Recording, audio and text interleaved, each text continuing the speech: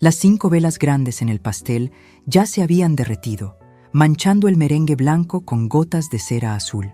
Soy Elena, tengo 75 años, soy dueña de 3 propiedades en el centro, y aunque mis hijos creen que soy una viejita frágil, anoche tomé la decisión más dura de mi vida. Dicen que la sangre pesa más que el agua, pero a veces el olvido pesa más que la sangre.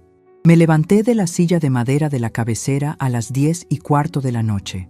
Mis rodillas tronaron, ese sonido seco que me recuerda que mi cuerpo ya no es el de antes, aunque mi cabeza sigue funcionando mejor que la de muchos jóvenes. Miré la mesa. Era un espectáculo triste, pero hermoso. Había sacado el mantel de lino bordado, ese que solo usaba en Navidad o cuando mi difunto esposo, Alberto, vivía. Había preparado todo. Desde las 6 de la mañana estuve en el mercado buscando los ingredientes. Quería hacer el estofado de carne que tanto le gustaba a Roberto, mi hijo mayor. Compré los ingredientes para la ensalada de manzana que siempre me pedía Lucía, la segunda. Incluso busqué esos dulces de leche que le fascinan a Marcos, el menor, el consentido. Señora Elena, ¿va a tener fiesta?, me preguntó don Jacinto, el carnicero, mientras me cortaba la carne en trozos perfectos. Sí, don Jacinto, le respondí con una sonrisa que no me cabía en la cara. Cumplo 75 años. Mis 5 hijos vienen a cenar. Todos. Qué ilusa, qué tonta fui. Regresé a casa cargando las bolsas pesadas. Sentía el tirón en la espalda, ese dolorcito punzante en la cintura, pero no me importó. La alegría me daba fuerzas. Me imaginaba la casa llena de ruido, como antes. Imaginaba a mis nietos corriendo por el pasillo, a mis nueras criticando bajito la limpieza de mis cortinas, y a mis hijos abrazándome. Me pasé la tarde entera en la cocina. El olor a cebolla frita, a laurel, a carne cocinándose a fuego lento, impregnó toda la casa. Era ese olor a hogar, a familia. A las 6 de la tarde me bañé. Me puse mi mejor vestido, ese azul marino con flores blancas que me compré hace 5 años y que casi no uso. Me eché mi perfume, me peiné el cabello blanco con cuidado y me puse los aretes de perlas que me regaló mi madre antes de morir. A las 7 de la noche, todo estaba listo. La mesa puesta para 6 personas, 5 hijos y yo. El vino servido para que respirara, el pastel en el centro. Me senté a esperar. A las 7:30 pensé, el tráfico debe estar horrible. Ya se sabe cómo se pone la ciudad a esta hora. A las 8 de la noche sentí la primera punzada de preocupación en el estómago. ¿Les habrá pasado algo? ¿Un accidente? Agarré el teléfono fijo para llamar a Roberto, pero colgué antes de marcar. No quería ser la madre intensa que molesta. Seguro ya estaban por llegar. A las 8:30, la comida empezó a enfriarse. Me levanté y fui a la cocina a calentar el estofado otra vez. No quería que comieran frío. Mientras revolvía la olla, sentí una lágrima bajando por mi mejilla. Me la limpié rápido con el dorso de la mano, como si alguien me estuviera viendo. No seas ridícula, Elena, me dije a mí misma. Ya van a venir. A las 9 de la noche, el silencio de la casa se volvió ensordecedor. Se escuchaba el tic-tac del reloj de pared como si fueran martillazos. Tic-tac, tic-tac. Cada segundo era una confirmación de mi soledad. Mis 5 hijos. Roberto, el abogado exitoso. Lucía, la doctora. Carlos, el que tiene el negocio de autos. Sofía, la que vive viajando. Y Marcos, mi bebé, que ya tiene 40 años pero sigue pidiéndome dinero prestado. 5 hijos. Los crié sola cuando Alberto murió hace 20 años.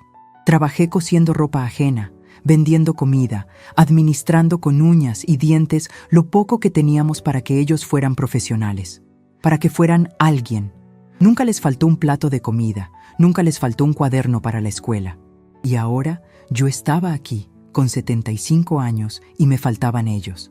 A las 10 de la noche, mi celular, ese aparato moderno que apenas entiendo, pero que tengo por emergencias, vibró sobre la mesa. El ruido me hizo saltar el corazón. Lo agarré con las manos temblorosas. Era un mensaje en el grupo de la familia, un mensaje de Roberto. Me puse los lentes para leer bien. Decía, «Perdón, mamá, se nos olvidó por completo con tanto trabajo. La próxima semana pasamos a verte sin falta. ¡Felicidades!». Debajo del mensaje empezaron a aparecer los otros. Lucía puso un dibujo de una carita triste y escribió, Ay, no, qué cabeza la mía. Felicidades, mami, te queremos. Marcos solo puso: felicidades, jefa. Se nos olvidó. Esas 3 palabras dolieron más que cualquier enfermedad, más que la artritis, más que la soledad, más que la viudez. Se nos olvidó. No es que tuvieron un accidente, no es que se enfermaron, es que simplemente mi existencia, mi cumpleaños, mi vida, no fue lo suficientemente importante para que ninguno de los 5, ni uno solo, lo recordara. Apagué el celular. No contesté. Me quedé mirando la comida. El estofado ya tenía esa capa de grasa dura encima por el frío. La ensalada de manzana se veía triste. No lloré. Curiosamente, después de leer el mensaje, las ganas de llorar se me quitaron de golpe. Lo que sentí fue otra cosa. Fue un frío que me subió desde los pies hasta el pecho. Fue una claridad absoluta. Me levanté despacio. Empecé a recoger la mesa. Tiré la comida a la basura. Toda. No guardé sobras. No congelé nada. Vacié la olla del estofado en el bote de basura. El ruido de la carne cayendo fue seco. Tiré la ensalada. Tiré el pastel entero, con todo y velas derretidas. Mientras lavaba los platos, con el agua caliente quemándome las manos, empecé a pensar. Mis hijos siempre dicen que soy una mujer chapada a la antigua, que no entiendo de negocios, que solo sirvo para cuidar la casa. Roberto siempre me dice: «Ay, mamá, no te preocupes por los papeles de la casa, yo me encargo, tú descansa». Marcos siempre me dice: «Mamá, préstame unos 1000, que tú ni gastas, ¿para qué quieres el dinero guardado?». Ellos creen que soy una vieja que solo espera la muerte sentada en un sillón. Creen que el patrimonio que construí con mi esposo es de ellos por derecho divino. Creen que, como ya estoy vieja, no tengo voluntad, ni deseos, ni dignidad. Me sequé las manos con el trapo de cocina. Miré mi reflejo en la ventana oscura. Vi a una mujer mayor, sí, con arrugas, con el pelo blanco, pero en mis ojos no vi a una víctima. Vi a la misma mujer que levantó a 5 hijos sola. Vi a la mujer que supo comprar terrenos cuando nadie daba un peso por ellos. Fui a mi habitación. Abrí el cajón de abajo de mi armario, donde guardo una caja de metal con llave. Saqué mis documentos, las escrituras de la casa grande donde vivo, los títulos de propiedad de los 2 locales comerciales en el centro que rento y que me dan mi dinerito mensual, ese que mis hijos creen que es una pensión del gobierno. Mis estados de cuenta bancarios. Tengo 75 años, pero no soy estúpida. He ahorrado cada centavo. He invertido en silencio. Mis hijos piensan que vivo al día. No tienen ni idea de lo que realmente tengo. Y sobre todo, no tienen ni idea de quién soy cuando me rompen el corazón. Esa noche no dormí. Me quedé sentada en la orilla de la cama, acariciando los papeles. Recordé cada vez que me cancelaron una visita. Recordé cada Navidad en la que llegaron tarde y se fueron temprano. Recordé cada vez que me hablaron como si fuera una niña chiquita que no entiende nada. Se nos olvidó. Bueno, pues a mí no se me olvida. Cuando amaneció, me sentía diferente. No estaba cansada. Tenía una energía extraña, una fuerza que no sentía desde hacía años. Me hice un café bien cargado, negro y sin azúcar. Me vestí, pero no con mi ropa de abuelita de estar en casa. Me puse mi traje sastre gris, ese que usaba cuando iban a arreglar asuntos al banco hace años. Me maquillé un poco. Busqué en mi agenda vieja el número de teléfono del licenciado Méndez. Él era amigo de mi esposo, un hombre serio, de esos notarios de antes que respetan la palabra y el secreto. Marqué el número. Eran las 9 de la mañana en punto. «Bueno, ¿despacho del notario Méndez?», dije con voz firme. «Sí, buenos días», contestó la secretaria. «Habla la señora Elena. Necesito ver al licenciado hoy mismo. Es urgente». «Señora Elena, el licenciado tiene la agenda llena. Dígale que es sobre el testamento de la viuda de Alberto. Y dígale que voy a cambiarlo todo». Hubo un silencio breve y luego escuché la voz de la secretaria cambiar de tono. «Entiendo, señora Elena. Venga a las 11, le haremos un espacio». Colgué el teléfono. Miré la casa vacía. Miré las fotos de mis hijos colgadas en la pared de la sala. Ahí estaban, sonrientes en sus graduaciones, en sus bodas. Parecían tan buenos, tan agradecidos en esas fotos. Pero las fotos son papel. La realidad es una mesa vacía en un cumpleaños de 75 años. Agarré mi bolso, metí la carpeta con todos los documentos y salí a la calle. El sol me dio en la cara. Mis vecinos me saludaron. «Buenos días, doña Elena. Feliz cumpleaños atrasado. ¿Cómo la pasó?», me gritó la vecina de enfrente. Me detuve, me ajusté los lentes oscuros y sonreí. «Muy bien, mija». Fue una noche reveladora. Caminé hacia la parada del taxi. No iba a tomar el autobús. Hoy no. Hoy empezaba mi nueva vida. Mis hijos se olvidaron de mi pasado, de mi sacrificio y de mi presente. Pero yo me iba a encargar de que nunca, jamás, se olvidaran de mi futuro.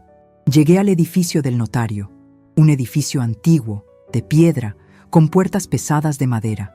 Subí el elevador. Mi corazón latía fuerte, pero no por miedo, sino por adrenalina. Cuando entré a la oficina, el licenciado Méndez se levantó de su silla. Es un hombre mayor, casi de mi edad, con el pelo totalmente blanco. «Elena», dijo extendiéndome la mano. «Qué sorpresa y qué elegancia. Hace mucho que no te veía con esa mirada». «Hola, Roberto», le dije, llamándolo por su nombre de pila. «Necesito tu ayuda. Siéntate. ¿Qué pasó? ¿Tus hijos están bien?». Me senté despacio, crucé las piernas y puse la carpeta pesada sobre su escritorio de caoba. Lo miré directo a los ojos y solté la frase que había estado practicando en mi cabeza toda la mañana. «Mis hijos están perfectamente bien, Roberto. El problema es que piensan que yo ya estoy muerta. Y vengo a demostrarles que estoy más viva que nunca. Quiero revocar el testamento anterior. Quiero que redactes uno nuevo. Y quiero hacer algo más. Algo que les enseñe una lección antes de que yo me vaya a la tumba». El notario se ajustó los lentes, intrigado. «¿Qué tienes en mente, Elena?». Sonreí. No fue una sonrisa dulce de madre.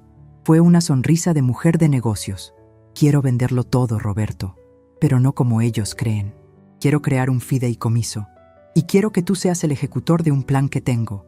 Él abrió la carpeta y vio los títulos de propiedad. Sus ojos se abrieron grandes al ver los avalúos recientes de los locales comerciales. «Elena, esto vale una fortuna hoy en día. Esa zona se ha revalorizado muchísimo». «Lo sé», respondí. «Son millones, millones que mis hijos creen que tienen asegurados. Pero hoy, en este escritorio, vamos a cambiar el destino de ese dinero». Respiré hondo. El olor a libros viejos y a café del despacho me tranquilizó. Estaba a punto de iniciar una guerra silenciosa contra mi propia sangre. Pero no era por odio, era por dignidad. Era para enseñarles la última y más importante lección que una madre puede dar. El respeto no se hereda, se gana. «Escribe, Roberto», le ordené suavemente. Empecemos con la cláusula primera. El despacho del licenciado Méndez olía a café recién hecho y a cera para muebles, un olor que me recordó a la oficina de mi difunto Alberto. Me quedé mirando cómo el notario revisaba los papeles que yo había puesto sobre su escritorio. Se ajustaba los lentes, pasaba una página, murmuraba algo para sí mismo y luego pasaba otra. El sonido del papel crujiendo era lo único que se escuchaba en la habitación. Yo estaba sentada con la espalda recta, las manos cruzadas sobre mi regazo, apretando mi bolso. Por fuera parecía tranquila, la misma viuda Elena de siempre, pero por dentro el corazón me latía como un tambor de guerra. Estaba cruzando una línea de la que no había retorno. «Elena», dijo Roberto Méndez finalmente, levantando la vista. Se quitó los lentes y me miró con una mezcla de respeto y asombro. «¿Tú tienes idea de lo que vale esto hoy en día?». Negué con la cabeza suavemente. «Tengo una idea, Roberto. Sé que los precios han subido. Sé que la ciudad creció. Pero la verdad es que nunca me he sentado a hacer las cuentas. Para mis hijos, esas propiedades son solo viejos edificios que dan problemas de mantenimiento». El notario soltó una risa breve, seca. «Viejos edificios», repitió con ironía. «Elena, déjame explicarte algo. El local comercial de la calle Juárez, donde antes había una zapatería, ahora está en plena zona turística. Y el terreno grande, ese que compraste hace 30 años en las afueras, cuando todos te decían que estabas loca porque allá no llegaba ni el diablo. Bueno, ahora es una zona industrial de alta demanda». Roberto tomó una calculadora grande de botones grises. Empezó a teclear con rapidez. Sus dedos se movían ágiles. Hice unos avalúos rápidos mentalmente basándome en las últimas ventas de esas zonas. dijo sin dejar de mirar la pantalla. Si decidimos vender o liquidar estos activos hoy, o simplemente reajustar las rentas al valor real del mercado, Elena, no estamos hablando de unos cuantos pesos para la vejez. Giró la calculadora hacia mí. Miré la pantalla. Había muchos ceros. Mis ojos, cansados por los años, tardaron unos segundos en enfocar bien los números. ¿Eso es?, pregunté, con la voz un hilo. Sí, asintió él. Estamos hablando de más de 25 millones de pesos. Y eso siendo conservadores. 25 millones. Me recosté en el respaldo de la silla de cuero. Sentí un mareo repentino. No era por el dinero en sí. Yo soy una mujer sencilla. Con mi café, mi pan dulce y mi telenovela soy feliz. El mareo venía del contraste, de la brutal diferencia entre esa cifra y la forma en que mis hijos me trataban. Cerré los ojos un momento y las imágenes me asaltaron. Vi a Marcos, la semana pasada, pidiéndome 500 pesos para la gasolina porque no llegaba a fin de mes. Y yo, sacando los billetes arrugados de mi monedero, sintiéndome culpable por no poder darle más. Vi a Lucía, regañándome hace un mes porque quería comprarme unos zapatos ortopédicos de 2,000 pesos.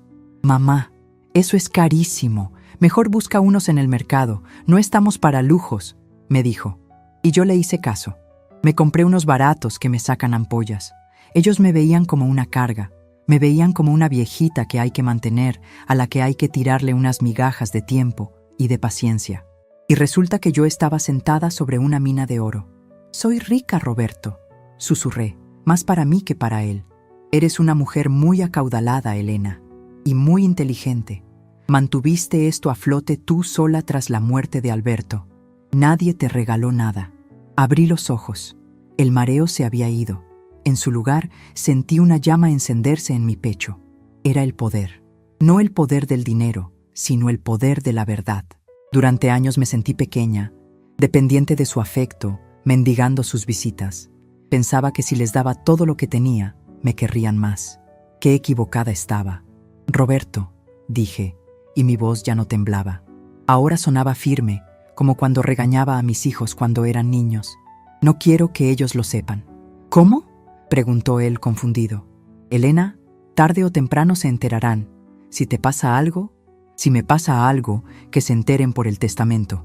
Pero mientras yo respire, no quiero que sepan que su madre, la pobre viuda, tiene 25 millones en propiedades. Me incliné hacia adelante, apoyando los codos en el escritorio. Escúchame bien. Mis hijos no vinieron a mi cumpleaños de 75 años. Me dejaron sola con la mesa puesta. Dijeron que se les olvidó. Roberto hizo una mueca de dolor, como si le hubiera dado una patada. Lo siento mucho, Elena. No lo sientas, lo corté. Eso me abrió los ojos. Ellos creen que soy una carga. Si supieran que tengo este dinero, ¿sabes qué pasaría? Roberto asintió lentamente. Aparecerían todos los días a cenar. Te traerían flores. Marcos dejaría de pedir prestado y empezaría a sugerir inversiones. Exacto, dije. Y eso sería mentira. Sería amor comprado. Yo no quiero eso. Yo quiero saber quiénes son mis hijos en realidad. Quiero saber si queda algo de decencia en ellos, o si el interés se comió todo el amor que les di. En ese preciso momento, mi celular vibró dentro de mi bolso. Lo saqué. Era Marcos. Miré a Roberto y le hice una señal de silencio llevándome el dedo a los labios. Deslicé el dedo por la pantalla para contestar. Puse el altavoz para que el notario escuchara. «Bueno», dije, fingiendo mi voz cansada de siempre. «Hola, mamá». La voz de Marcos sonaba acelerada, nerviosa. «Oye, perdón por lo de ayer, de verdad, soy un desastre». «No te preocupes, hijo», dije, sintiendo un sabor amargo en la boca. «Ya pasó». Sí, oye, te llamaba por otra cosa. Fíjate que se me rompió la transmisión del coche. Estoy varado, mamá, y la reparación me sale en 8,000 pesos. No tengo ni un peso, la tarjeta la tengo al tope. ¿Crees que tú, no sé, podrías ayudarme? Te lo juro que te lo pago en la quincena». Miré a Roberto. El notario tenía la cara roja de indignación. Yo respiré hondo. Hace 2 días, yo hubiera ido al banco a sacar mis ahorros de emergencia para dárselos. Hubiera comido arroz y frijoles todo el mes para ayudar a mi bebé. Pero hoy, la mujer que sostenía el teléfono valía 25 millones de pesos. «Hijo», dije, haciendo una pausa dramática, Ay, Marcos, qué pena. Fíjate que justo ayer, como no vinieron, me puse a revisar mis cuentas. Y la pensión no me ha llegado. Estoy en ceros, mijo. Hasta estoy pensando en empeñar mis aretes de oro para pagar la luz. Hubo un silencio al otro lado de la línea. Un silencio frío. ¿Cómo que no tienes dinero, mamá? Su tono cambió. Ya no era de súplica, era de reclamo. Pero si tú no gastas en nada, ¿qué haces con el dinero? Las medicinas subieron, Marcos. La comida subió. No tengo. Lo siento. Ay, bueno, pues ya veré qué hago.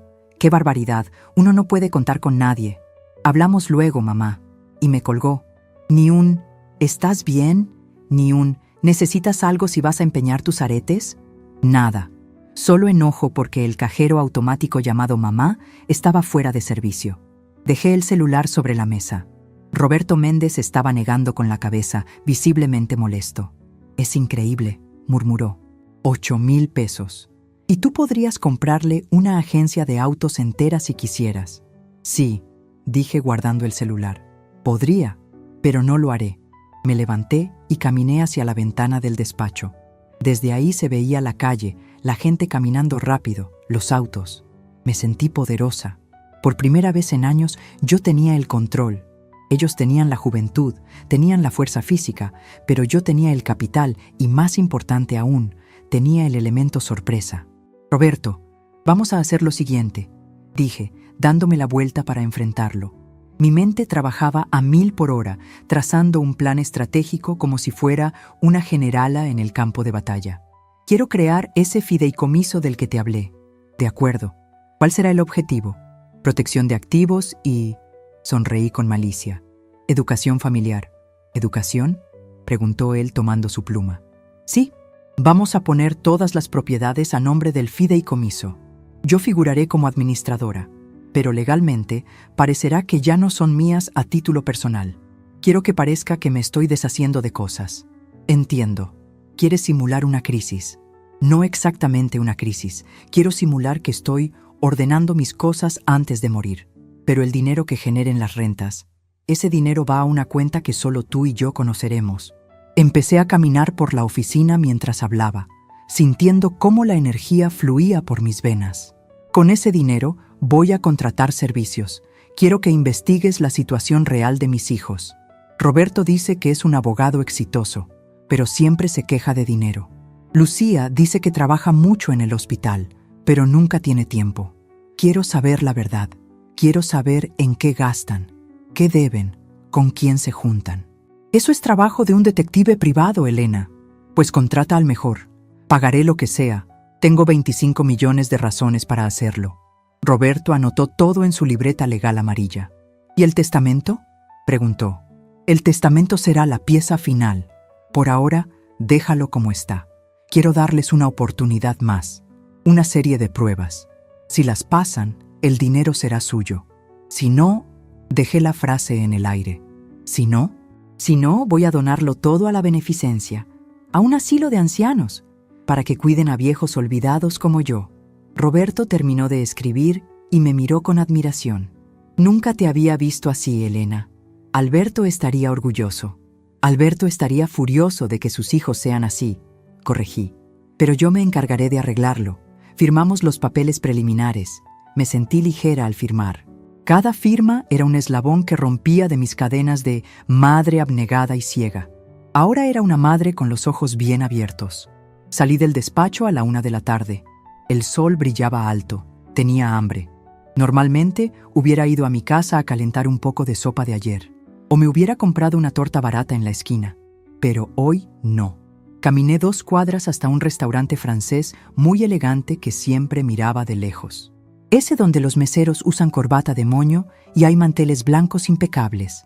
Entré. El capitán de meseros me miró de arriba a abajo. Yo iba con mi traje sastre antiguo, limpio pero pasado de moda. ¿Mesa para una?, preguntó con un tono ligeramente condescendiente. Sí, y quiero la mejor mesa junto a la ventana, respondí con tal seguridad que el hombre enderezó la postura inmediatamente. Por supuesto, señora. Pase por aquí. Me senté. Pedí una copa de vino tinto, el más caro de la carta. Pedí un filete en salsa de pimienta. Cuando llegó la comida, comí despacio, saboreando cada bocado. Veía a la gente pasar por la ventana. Veía a otras familias comiendo. Pensé en mis hijos.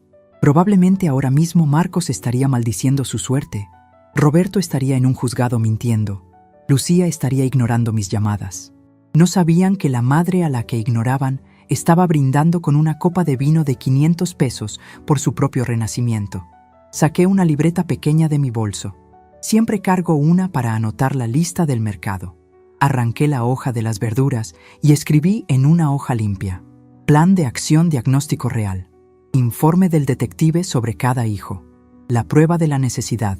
Fingir una enfermedad que requiera cuidados, no dinero, tiempo. Ver quién viene. La prueba de la lealtad. Pedirles que firmen un documento sin importancia, que supuestamente me quita derechos, para ver si son capaces de robarme legalmente. Sonreí mientras escribía. La tinta azul brillaba en el papel. El mesero se acercó para retirarme el plato. ¿Desea postre, señora? Sí, dije. Tráigame el pastel de chocolate con fresas. Y póngale una vela. ¿Cumpleaños, señora? Cumplí ayer, pero hoy nací de nuevo. Cuando salí del restaurante, dejé una propina generosa que hizo que el mesero me abriera la puerta con una reverencia. Caminé hacia la calle y levanté la mano para parar un taxi. No iba a casa todavía. Tenía que ir a un lugar más. Fui a una tienda de tecnología, de esas modernas, llenas de luces y pantallas gigantes. Me acerqué a un muchacho joven que atendía. Buenas tardes, joven. Necesito un teléfono nuevo. Claro, abuela. ¿Busca uno con teclas grandes? ¿Para solo llamar? Lo miré por encima de mis lentes. No, quiero el más moderno que tenga. Ese que tiene la mejor cámara, internet rápido y mucha memoria. Y quiero que me enseñe a usar la grabadora de voz oculta. El muchacho se quedó sorprendido. Ah, claro. ¿Ese sería el modelo Pro? Es costoso. Saqué mi tarjeta de débito, esa donde guardaba los ahorros de emergencia que mis hijos creían que no existían. Cóbrelo, dije. Es una herramienta de trabajo. Salí de la tienda con el teléfono nuevo en la caja. Ahora tenía las armas. Tenía el dinero. Tenía el plan. Iba camino a casa, a mi casa vacía y silenciosa. Pero ya no me daba miedo el silencio. Porque ahora, el silencio era mi mejor aliado. En el silencio iba a construir la trampa. Y mis hijos, tan ocupados en sus vidas ruidosas, no iban a escucharla cerrarse sobre ellos hasta que fuera demasiado tarde. Llegué a casa, me quité los zapatos y me serví un vaso de agua. Miré el teléfono fijo. La luz roja parpadeaba. Había un mensaje en la contestadora. Le di al botón de reproducir. Era la voz de Roberto, mi hijo mayor. Mamá, soy Roberto. Oye, me llamó Marcos diciendo que no tienes dinero. ¿Qué pasa? ¿Te estafaron o qué? Necesitamos hablar. No puedes andar diciendo que estás en la ruina. Nos haces quedar mal. Paso el domingo. Si tengo tiempo. Borré el mensaje. Pasa el domingo, Roberto, dije en voz alta a la habitación vacía. Pasa. Te estaré esperando. Pero la madre que vas a encontrar no es la que tú crees. Me senté en mi sillón favorito y abrí la caja del teléfono nuevo. El juego había comenzado. El domingo amaneció nublado. Uno de esos días grises que te invitan a quedarte en la cama. Pero yo estaba de pie desde las 6 de la mañana. No estaba cocinando un banquete como la semana pasada. No había olor a estofado ni pastel en el horno. Solo había café, negro, fuerte y amargo, como la realidad que mis hijos estaban a punto de probar. Me senté en la sala con mi taza humeante. Había hecho cambios sutiles en la casa. Guardé las fotos de mis hijos que estaban sobre la repisa de la chimenea. En su lugar, puse un florero con lirios blancos frescos que me compré yo misma.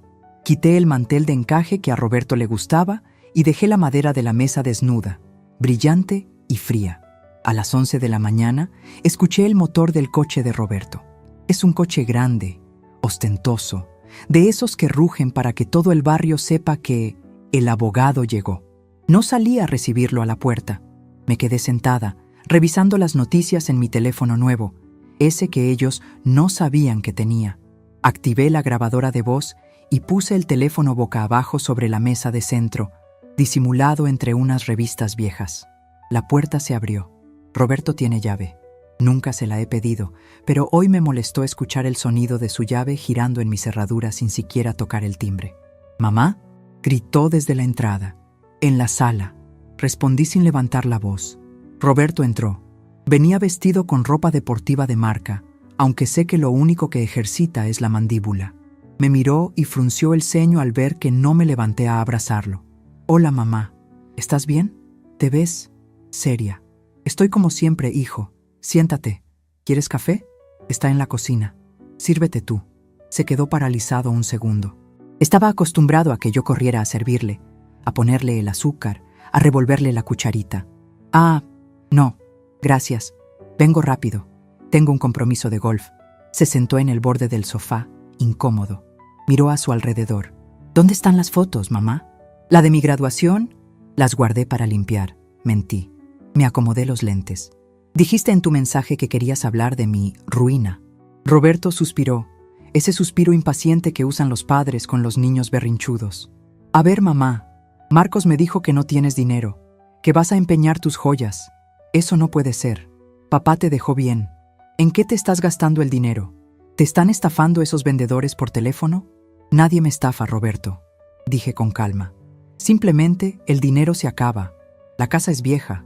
Las tuberías fallan. La vida es cara». Roberto se pasó la mano por el cabello ralo. «Mamá, no puedes andar diciendo por ahí que estás pobre. Me afecta. La gente habla. Soy un abogado de prestigio. ¿Qué van a decir si saben que mi madre está empeñando aretes?» Ahí estaba. No le importaba si yo tenía hambre. Le importaba el qué dirán. «Pues si te preocupa tanto, Roberto, podrías ayudarme con la mensualidad de la luz y el agua. Son 1,500 pesos». Se tensó. Vi cómo apretaba la mandíbula. «Mamá, sabes que ahorita estoy muy apretado. La hipoteca de mi casa nueva, el colegio de los niños, las letras del coche, no me sobra nada». «Entiendo», dije suavemente. «Todos estamos apretados. Por eso tomé una decisión». Hice una pausa larga. Dejé que el silencio se estirara hasta que se volvió incómodo. «¿Qué decisión?», preguntó él, con un tono de alerta. «Voy a vender la casa». Roberto saltó del sofá como si tuviera un resorte. «¿Qué? ¿Estás loca? No puedes vender la casa». «Es mi casa, Roberto. Está a mi nombre. Es demasiado grande para mí sola. Y necesito el dinero para vivir mis últimos años con dignidad, ya que mis hijos no tienen». Pensé en venderla y mudarme a un cuartito rentado en la colonia San Rafael. Con lo que me den por esta casona, me alcanza para vivir tranquila hasta que me muera. La cara de Roberto se puso roja, luego pálida. «Mamá, no puedes hacer eso. Esta casa es el patrimonio de la familia, es la herencia. Papá construyó esto para nosotros. Papá construyó esto para vivir con su esposa», corregí. «Y la esposa sigue viva y necesita comer. Ya hablé con un asesor inmobiliario. Dice que el terreno vale mucho para construir departamentos». «No», gritó, perdiendo la compostura. «No vas a firmar nada. Seguro te quieren ver la cara. Yo soy abogado, yo tengo que revisar cualquier papel. Te prohíbo que vendas». Me levanté despacio. Me paré frente a él. Soy bajita, pero en ese momento me sentí gigante. «¿Tú me prohíbes?», pregunté en voz muy baja. «¿Tú, que no viniste a mi cumpleaños? ¿Tú, que no tienes 1,500 pesos para tu madre, pero sí tienes para jugar golf?» Roberto retrocedió un paso. Nunca me había visto así. «Mamá, no es eso. Es que estás vieja. No piensas con claridad. Es demencia senil. Seguro es eso. Voy a hablar con Lucía. Necesitas que te chequen. Habla con quien quieras. Pero la casa se vende.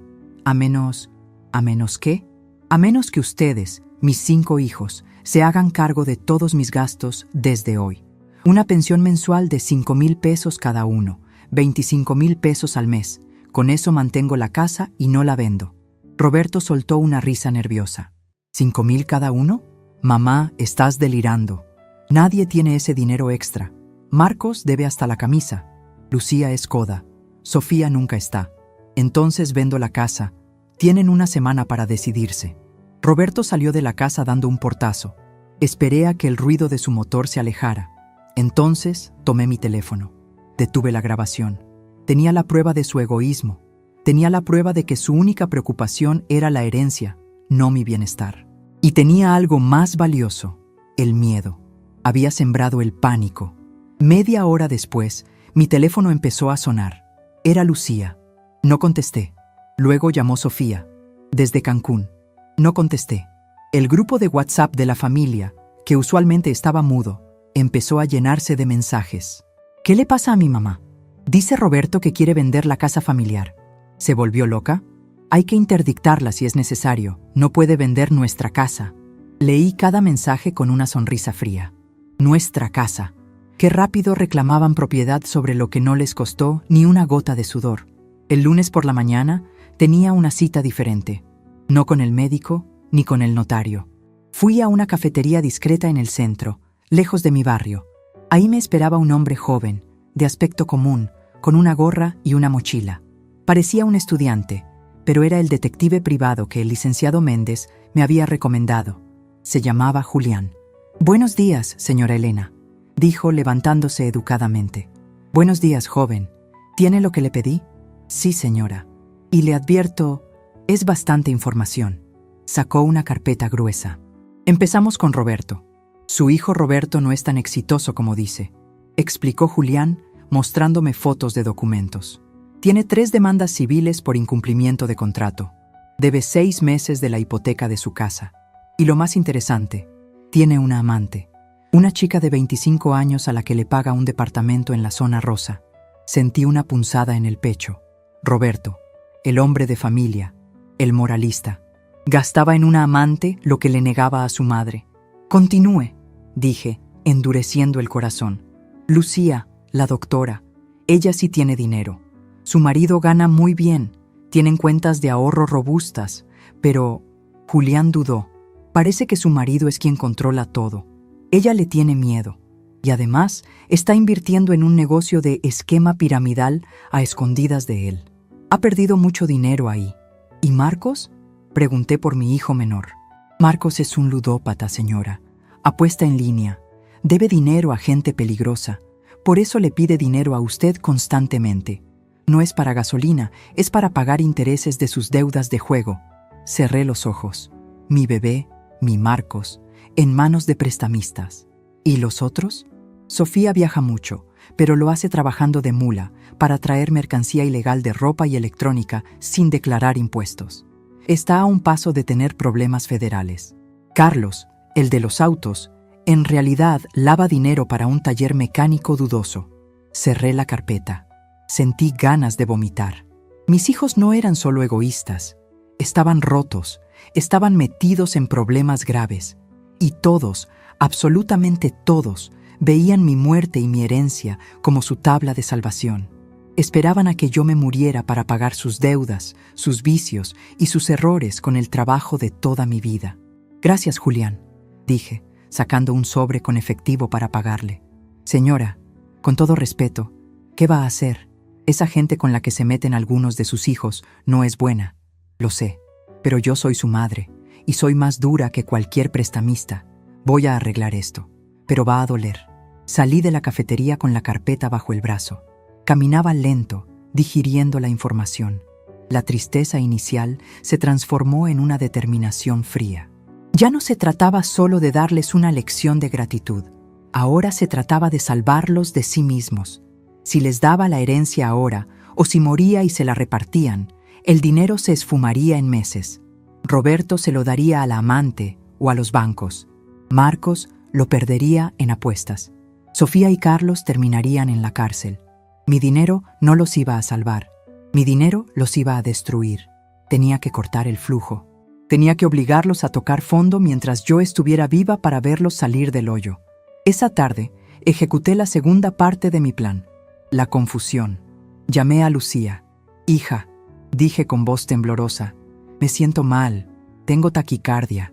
«Mamá, tómate la presión. Seguro no te tomaste la pastilla». «Sí me la tomé, pero me duele el brazo izquierdo. Necesito ir al hospital». Hubo un silencio. Sabía que ella estaba calculando sus tiempos.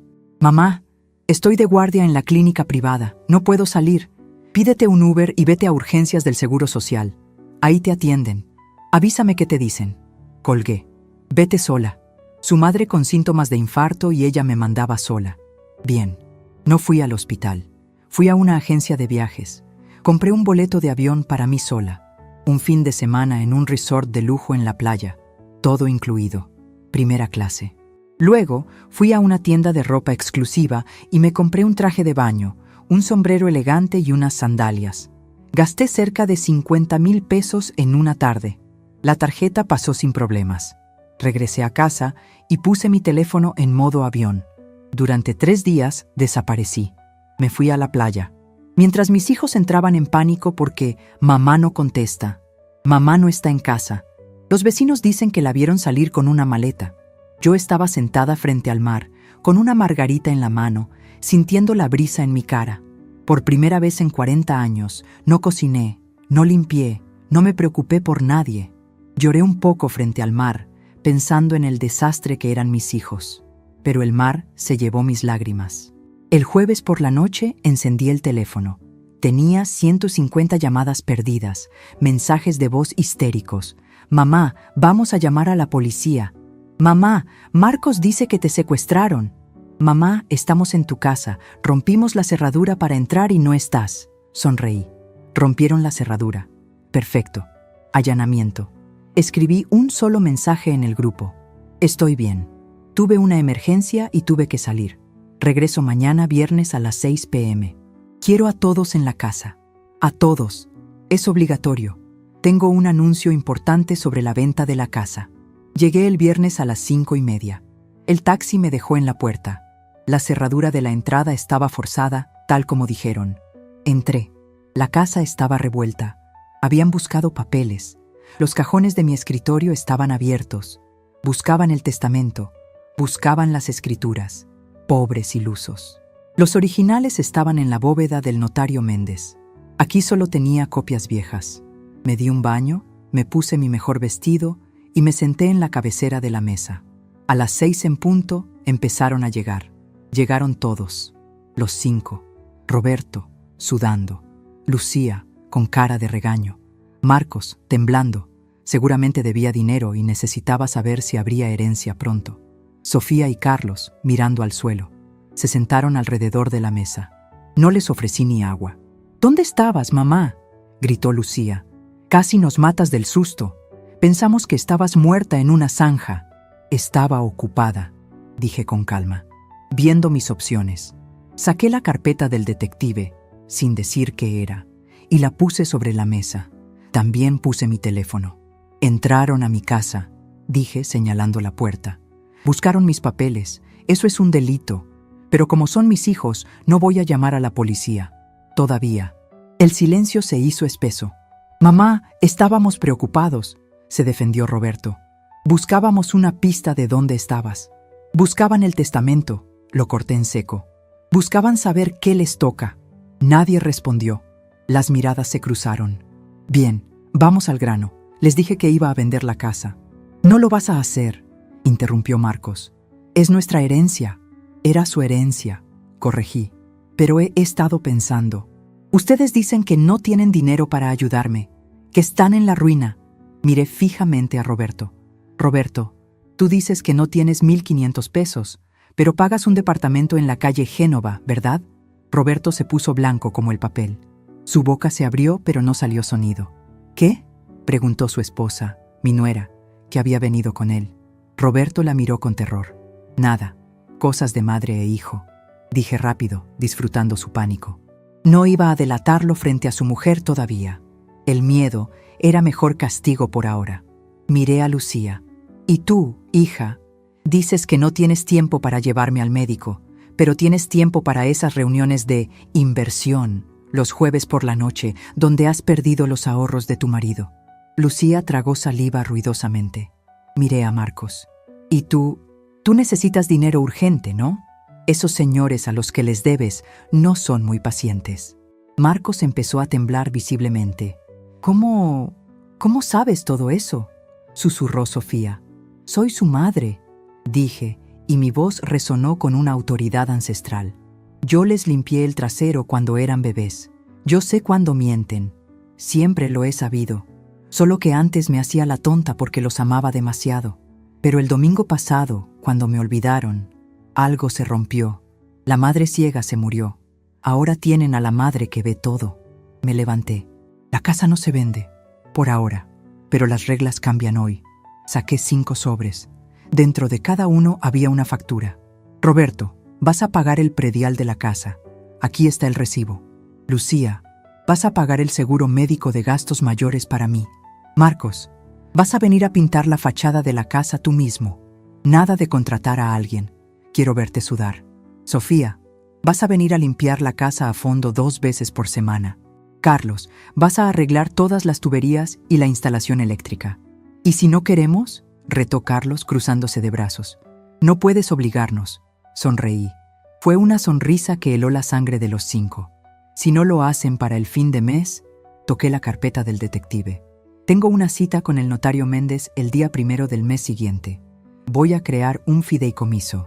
Si firmo ese papel, todas mis propiedades, el dinero, la casa, los locales, todo pasa a ser propiedad de una fundación benéfica al momento de mi muerte. Y ustedes no verán ni un centavo, ni uno. Se quedaron mudos. Sabían que hablaba en serio. Además, añadí lanzando la bomba final. Roberto, si no pagas el predial mañana, le voy a contar a tu esposa por qué trabajas tanto hasta tarde. Lucía, le contaré a tu marido dónde están sus ahorros. Marcos, bueno, digamos que la policía estaría muy interesada en saber quién lava dinero en ese taller. Era un blofeo a medias, pero funcionó. El terror en sus ojos fue absoluto. Mamá, esto es chantaje, dijo Roberto indignado. No, hijo, esto es educación. Se saltaron las clases de gratitud y respeto durante 40 años. Ahora van a tomar un curso intensivo. Me dirigí a la cocina. Ah, por cierto, tengo hambre y no he cocinado. Quiero que me pidan cenar de ese restaurante italiano caro que les gusta. Y lo pagan ustedes. Yo estaré en mi cuarto viendo la tele. Me avisan cuando llegue la comida. Salí de la sala dejándolos ahí, paralizados, mirándose unos a otros con odio y miedo. Entré a mi cuarto y cerré la puerta. Me dejé caer en la cama, temblando. La adrenalina bajaba y me sentía agotada. Me dolía el corazón de tener que amenazar a mis propios hijos para obtener un poco de respeto. Pero luego recordé la mesa vacía de mi cumpleaños. Recordé el «se nos olvidó». No me arrepentía. Escuché murmullos, gritos ahogados en la sala. Se estaban peleando entre ellos. «Es tu culpa por no venir a su cumpleaños».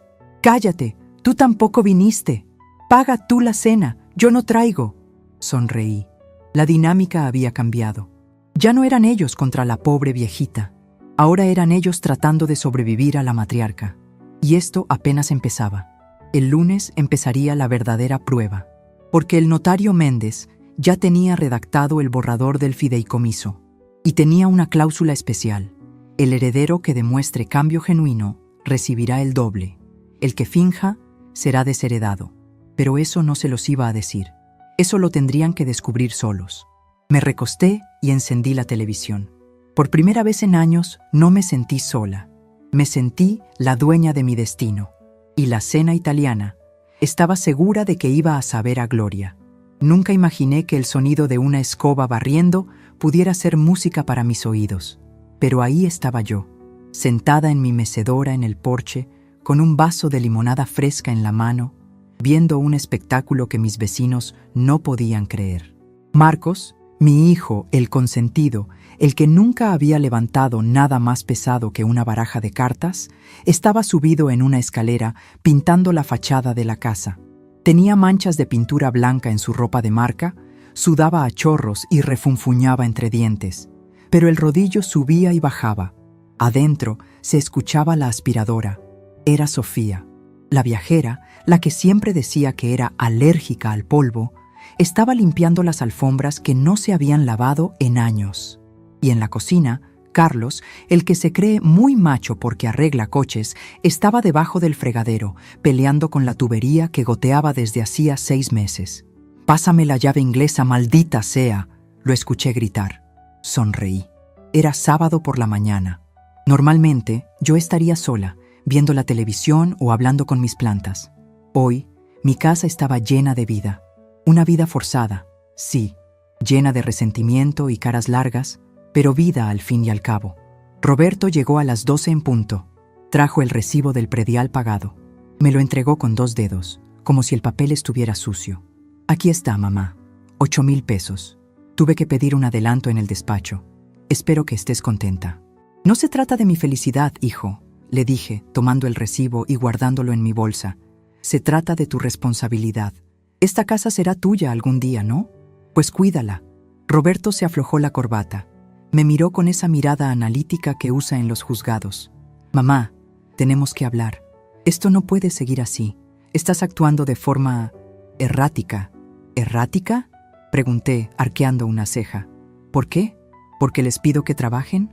¿Porque les exijo respeto? ¿Porque estás gastando dinero que no tienes en viajes y detectives y luego dices que estás pobre? ¿Porque nos amenazas? Hablé con Lucía. Creemos que... Hizo una pausa, buscando la palabra menos ofensiva.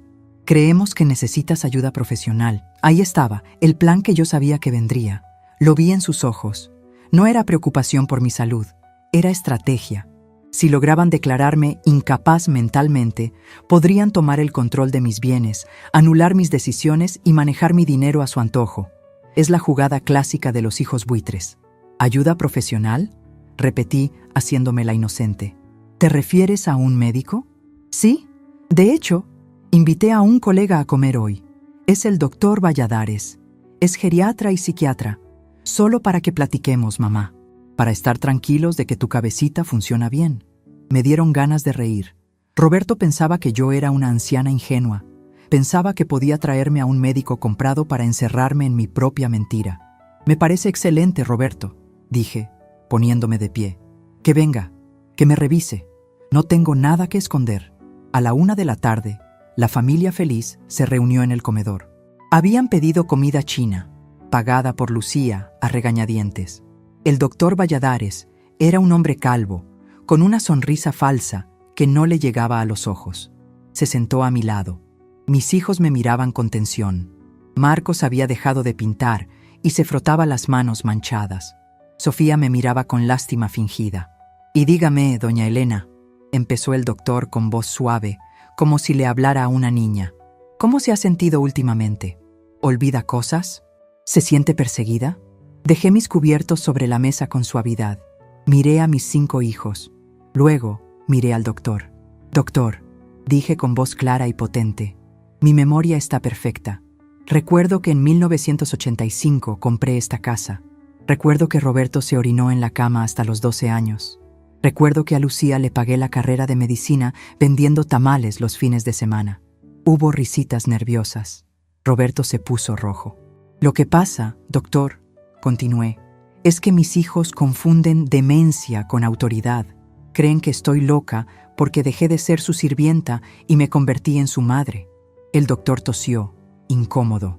Entiendo, señora, pero Roberto me comenta que usted habla de millones y luego pide dinero prestado. Esas contradicciones a veces indican... ¿Contradicciones?, lo interrumpí. Roberto, pásame mi bolsa. Roberto, confundido, me pasó mi bolsa de mano. Saqué una carpeta azul. No era la del detective. Era una nueva que me había dado el notario Méndez ayer. Doctor Valladares, usted está aquí para evaluar mi capacidad mental, ¿verdad? Para ver si puedo administrar mis bienes. Es una formalidad, señora. Bien, entonces evaluemos la realidad. Abrí la carpeta y saqué 5 copias de un documento. Los lancé sobre la mesa, deslizándolos hacia cada uno de mis hijos. Léanlo, ordené. Roberto agarró el papel primero. Sus ojos de abogado escanearon el texto rápidamente. Vi el momento exacto en que se le cortó la respiración. Vi cómo sus pupilas se dilataban. Se le cayó el tenedor de la mano, ruidoso contra el plato de porcelana. «Mamá», susurró. Su voz ya no tenía arrogancia. Tenía puro shock. «¿Qué dice?», preguntó Lucía, impaciente, arrebatándole la hoja. Roberto levantó la vista. Me miró como si fuera la primera vez que me veía en su vida. Es un avalúo certificado de los locales del centro y del terreno de la zona industrial. Y, insistió Marcos, ¿cuánto vale esa chatarra? Roberto tragó saliva. El local de la calle Juárez está valuado en 8 millones de pesos. El terreno en 15 millones. Los otros activos. Hizo una suma rápida mentalmente. Mamá tiene un patrimonio líquido de casi 30 millones de pesos. El silencio que cayó sobre el comedor fue absoluto. Se podía escuchar el zumbido de una mosca. 30 millones. Marcos se quedó con la boca abierta. Un hilo de baba casi se le escapa. Los ojos de Lucía brillaron con una codicia tan intensa que me dio miedo. Sofía dejó de mirar su celular. Carlos, el rudo, se echó hacia atrás en la silla, pálido. ¿30 millones? Repitió Marcos con voz estrangulada. ¿Y me negaste 8,000 pesos para mi coche? Sí, dije, disfrutando cada sílaba. Te los negué. Me giré hacia el doctor Valladares, que miraba la escena sin entender nada.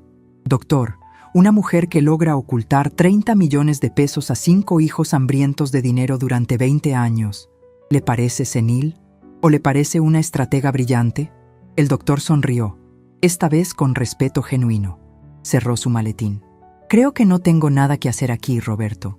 Tu madre está más lúcida que todos nosotros juntos. Con permiso. Y se fue. Nos quedamos solos. La dinámica en la habitación cambió violentamente. Ya no me miraban como a la vieja loca. Me miraban como a un banco con patas. Me miraban como si yo fuera la dueña del mundo. Y lo más triste de todo, de repente todos me querían. Roberto se levantó y corrió a abrazarme. ¡Mamá! Pero qué maravilla, qué inteligente eres. Perdóname por dudar, es que queríamos protegerte. Lo empujé suavemente. Su abrazo se sentía frío, falso. Siéntate, Roberto. Lucía empezó a llorar, lágrimas de cocodrilo. Ay, mami, qué alivio saber que no vas a pasar penurias. Nos tenías tan preocupados pensando que eras pobre. Nosotros solo queremos lo mejor para ti. Cállense, dije. No grité, solo lo dije bajito. Se callaron al instante. El dinero tiene ese efecto. Otorga autoridad inmediata. Escúchenme bien, les dije, mirándolos uno por uno. Ahora saben la verdad. Soy millonaria. Podría comprarles la vida a cada uno de ustedes si quisiera. Podría pagar la hipoteca de Roberto, las deudas de juego de Marcos, las inversiones fallidas de Lucía. Vi esperanza en sus caras. Vi cómo Marcos ya estaba gastando el dinero en su mente. Pero no lo voy a hacer. Las caras se les cayeron al suelo. El dinero está en un fideicomiso. El licenciado Méndez lo administra. Yo no puedo sacar grandes cantidades en efectivo. Y hay una cláusula muy específica para cuando yo muera. ¿Cuál?, preguntó Carlos, sudando. La cláusula del mérito. Me levanté y caminé alrededor de la mesa, como una maestra examinando a sus alumnos. El dinero no se va a dividir en 5 partes iguales. Eso sería lo fácil. Eso es lo que ustedes esperaban. ¿Entonces?, preguntó Sofía nerviosa. El dinero se repartirá basándose en un sistema de puntos que yo he diseñado. ¿Puntos? Roberto estaba indignado. Mamá, esto no es un juego de mesa, es la ley. Es mi dinero, Roberto, y es mi ley. Saqué otra hoja de mi carpeta. Desde hoy, cada acción cuenta. Visitarme y quedarse a platicar sin mirar el celular. Puntos. Llevarme al médico sin quejarse. Puntos. Ayudarme con la casa sin que yo lo pida. Puntos. Pero, continué, alzando el dedo índice, pedirme dinero prestado. Resta puntos. Mentirme. Resta puntos. Olvidar fechas importantes. Descalificación inmediata. Los miré a los ojos. Estaban aterrorizados. Estaban acostumbrados a que el amor de madre fuera incondicional. Ahora se daban cuenta de que la herencia era condicional.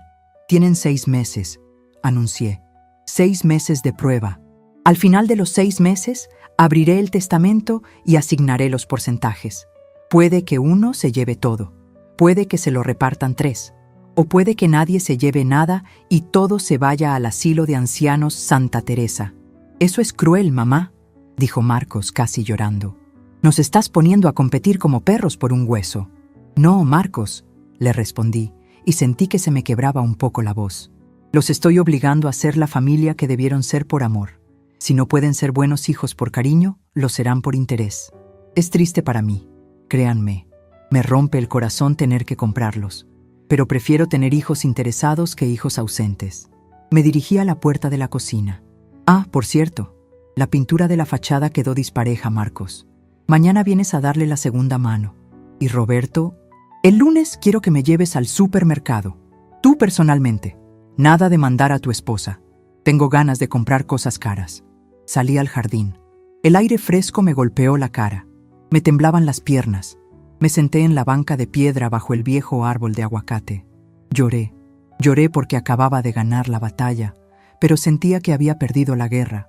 Mis hijos ahora iban a estar aquí. Iban a venir todos los días. Iban a traerme flores, chocolates y nietos, pero yo siempre sabría, en el fondo de mi corazón, que no venían por mí. Venían por los 30 millones. De pronto escuché pasos detrás de mí. Me sequé las lágrimas rápido. Era Marcos, el menor, el ludópata. Se sentó a mi lado. Olía a pintura y a sudor. Esperé a que me pidiera algo, a que me dijera: «Mamá, con 1 milloncito arreglo mi vida». Pero Marcos se quedó callado. Miró sus manos manchadas de pintura. «Mamá», dijo con la voz rota. «¿Qué quieres, Marcos? No te voy a dar dinero». «No es eso», negó con la cabeza. «Es que escuché lo que dijiste, que prefieres comprarnos que estar sola». Levantó la cara. Tenía los ojos llenos de lágrimas reales. «Qué porquería de hijos somos, ¿verdad?». Me quedé helada. Era la primera vez en años que escuchaba una verdad salir de su boca. «Sí, Marcos, se han portado muy mal. Yo no sabía que te sentías así. Lo del dinero, sí, me impactó. Pero me dolió más lo que dijiste de que te olvidamos». Marcos recargó su cabeza en mi hombro, como cuando era un niño chiquito y tenía miedo a la oscuridad. «Perdóname, mamá. Soy un desastre. Debo mucho dinero. Tengo miedo, pero te juro que voy a pintar esa pared bien. No por los puntos, sino porque me dio vergüenza verte pagar mi desmadre». Sentí su peso en mi hombro. Era el primer contacto humano real que tenía en años. Tal vez, solo tal vez, el plan estaba funcionando mejor de lo que pensé. Tal vez la verdad, aunque fuera impulsada por el shock del dinero, estaba rompiendo las costras de egoísmo. Le acaricié el pelo, sucio de polvo. «Pinta la pared, hijo, y luego vemos». Desde la ventana de la cocina vi a Roberto y a Lucía mirándonos. Sus caras eran de puro cálculo. Estaban pensando que Marcos les estaba ganando ventaja en la competencia. Vi a Roberto sacar su celular, probablemente para cancelar su golf de mañana y venir a verme. La carrera de las ratas había comenzado, pero aquí, bajo el árbol de aguacate, con mi hijo menor llorando en mi hombro, sentí una pequeña chispa de esperanza. Tenía el poder, tenía el control, y tenía 6 meses para ver si podía salvar, aunque fuera, a uno de ellos. Me levanté, sacudiéndome la falda. «Vamos adentro, Marcos. Te voy a dar un vaso de limonada. Pero lávate las manos antes, no quiero que manches mis muebles. Son muebles de mujer rica». Él soltó una risa triste y me siguió. Entramos a la casa. La verdadera transformación estaba por comenzar, y yo iba a disfrutar cada segundo de mi reinado. 6 meses. 180 días exactos desde aquel cumpleaños en el que cené soledad y bebí lágrimas. Hoy, el calendario marca una fecha diferente, pero mi comedor vuelve a ser el escenario principal. Me levanté temprano, como siempre. Abrí las cortinas de mi habitación y dejé que la luz de la mañana inundara el cuarto. Afuera, el jardín estaba impecable. Las rosas estaban podadas, el pasto cortado al ras, y la fachada de la casa brillaba con una pintura blanca fresca que reflejaba el sol. No contraté a ningún jardinero. Esas rosas las podó Roberto, con sus manos de abogado llenas de curitas por los espinazos. Ese pasto lo cortó Carlos, sudando la gota gorda. Y la fachada, esa la pintó Marcos, capa tras capa, hasta que cubrió la mugre de años de abandono. Me vestí despacio. Elegí un vestido color crema, elegante, de tela suave. Me puse mis perlas. Me miré al espejo. La mujer que me devolvía la mirada ya no tenía esa sombra de tristeza en los ojos. Tenía arrugas, sí, muchas más que antes, pero cada una de ellas parecía subrayar una victoria. Ya no era la viejita olvidada, era la matriarca. Bajé a la cocina. El olor a café recién hecho ya estaba allí. «Buenos días, mamá», dijo Sofía. Estaba lavando los trastes del desayuno.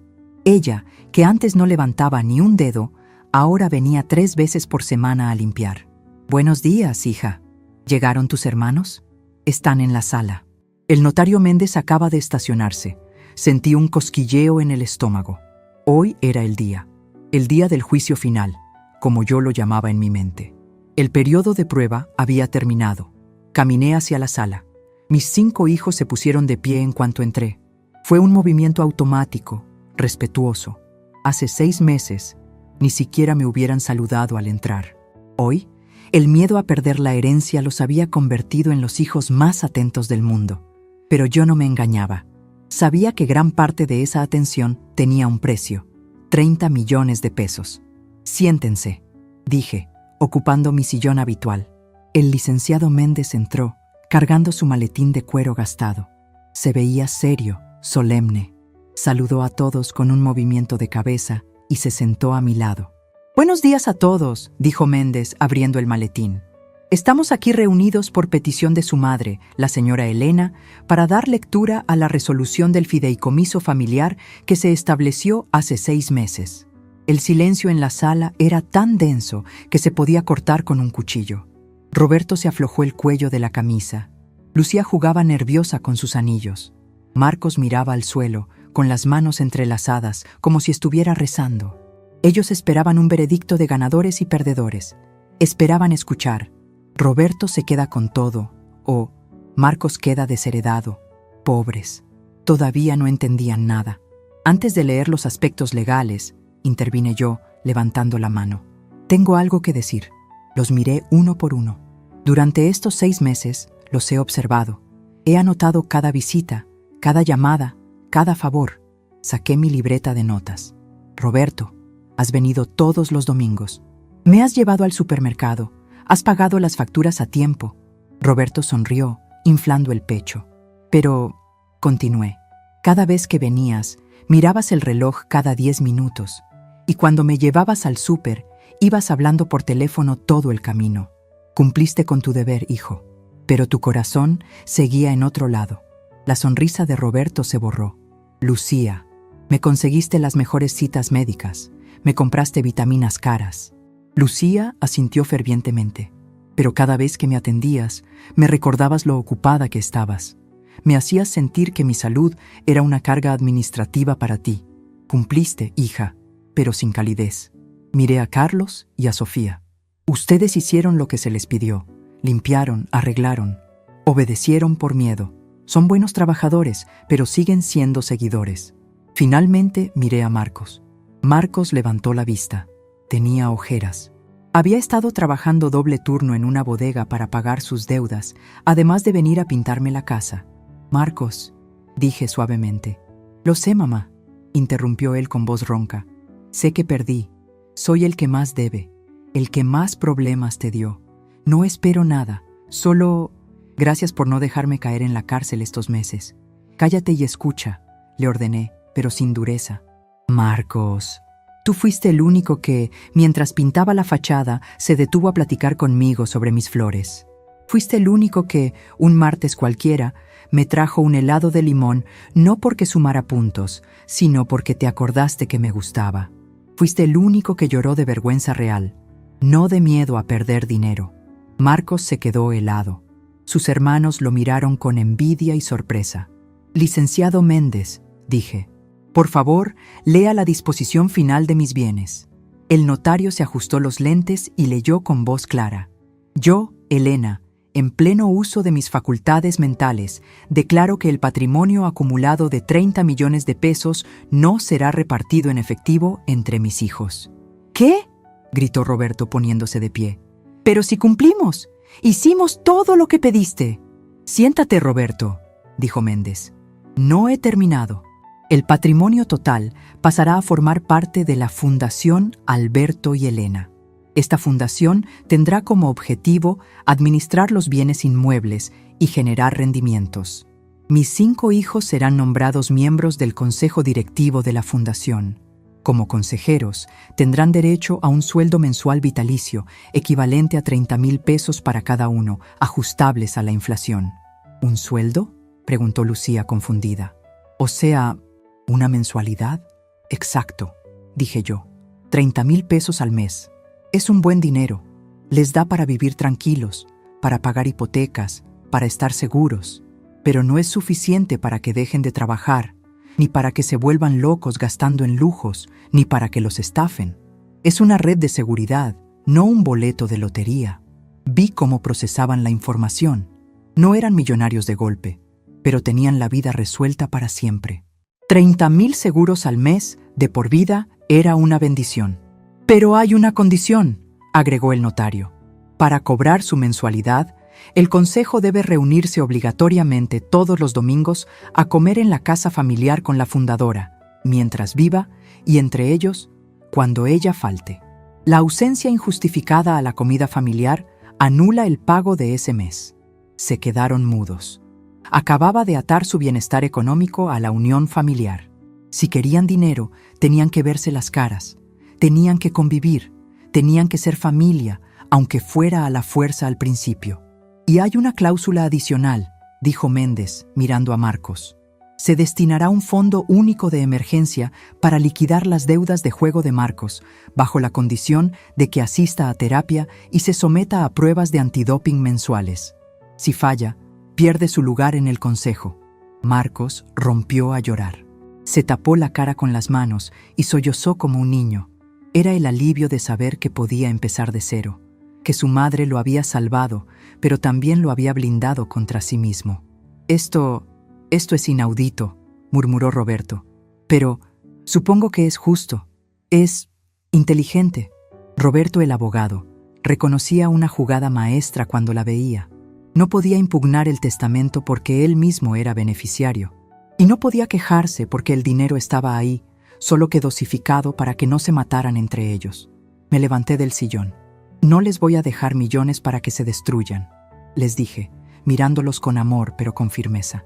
Les voy a dejar seguridad. Les voy a dejar la obligación de mantenerse unidos. Y les voy a dejar la lección más importante. El dinero sirve para vivir, no para definir quiénes son. Caminé hacia la mesa del comedor, que ya estaba puesta. Ahora, el notario se queda a comer. Pedí estofado. Y esta vez sí van a comer. Y van a sonreír, porque son la familia más afortunada del barrio. Tienen una madre que los quiere lo suficiente como para no darles lo que quieren, sino lo que necesitan. La comida fue extraña al principio. Había tensión, pero luego el vino ayudó. Y el alivio de saber que sus problemas económicos urgentes estaban resueltos aflojó las lenguas. Marcos contó un chiste. Lucía se rió. Roberto le sirvió más vino al notario. Por primera vez en años, el ruido en mi comedor no era el eco de mi soledad, sino el ruido de cubiertos y voces. Miré la cabecera vacía, donde solía sentarse Alberto. Ahí los tienes, viejo, pensé. No son perfectos, son interesados, son complicados, son egoístas a veces, pero están aquí. Y mientras yo viva, van a seguir aquí. Y cuando yo me muera, tendrán que seguir viéndose las caras si quieren cobrar el cheque. Al menos no serán extraños en mi funeral. Después de la comida, cuando todos se fueron, llevándose cada uno su primer cheque mensual adelantado, me quedé sola otra vez. Pero era una soledad diferente. Era una soledad de paz, de misión cumplida. Salí al porche a ver el atardecer. Saqué mi teléfono nuevo. Tenía un mensaje de Marcos. Gracias, mamá. Te prometo que no te voy a fallar con la terapia. Te quiero. Y un mensaje de Roberto. El estofado estaba bueno. Nos vemos el próximo domingo. Ah, y revisé el contrato del fideicomiso. Está blindado. Eres una genio, mamá. Sonreí. El sol se ponía, pintando el cielo de naranja y violeta. Tengo 75 años y medio. Mis hijos creían que mi vida ya había terminado, que yo era solo un mueble viejo en una casa grande. Pero les demostré que la vejez no es debilidad. La vejez es experiencia acumulada. Es estrategia, es saber cuándo callar y cuándo golpear la mesa. Me di cuenta de algo importante. La dignidad no se pide, se impone. Y a veces, para que te respeten como madre, tienes que actuar como una reina. Apagué el teléfono. Respiré hondo el aire fresco de la noche. Mañana iría al salón de belleza. Me iba a pintar las uñas de rojo. Y tal vez me iría de viaje otra vez, yo sola, a gastarme mis rendimientos, porque ahora sé que, si me pasa algo, mis hijos estarán bien.